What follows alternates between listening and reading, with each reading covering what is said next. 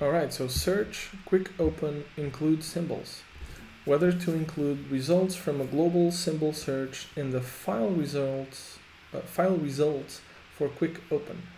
So this is set to false by default.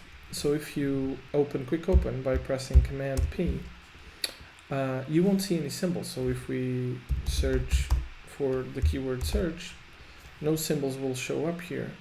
Only files that have these letters in them, right? If you set this to true, however, you would see search symbols. Oops, search symbols, like so. So we have all these search symbols in files inside our workspace.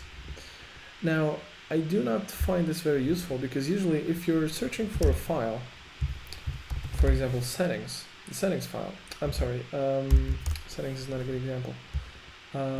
Let's go with index or JSON files. Let's go with JSON files. So we're looking for JSON files, right? And you have a symbol here in the middle.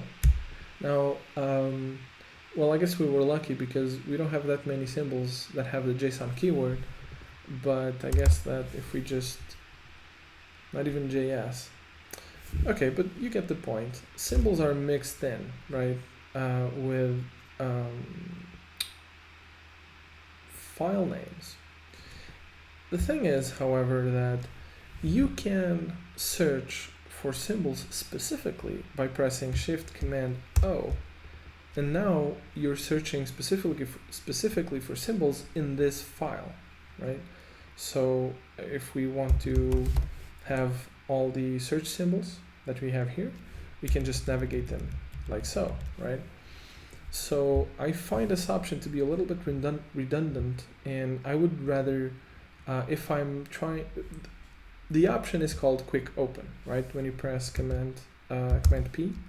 So you're trying to open a file, not navigate to a symbol, right? So I would rather have this setting set to false, which is the default option, and then I can quickly jump to a file like let's say index, and then on this file I can quickly jump to a symbol like the monitor root folder function, right?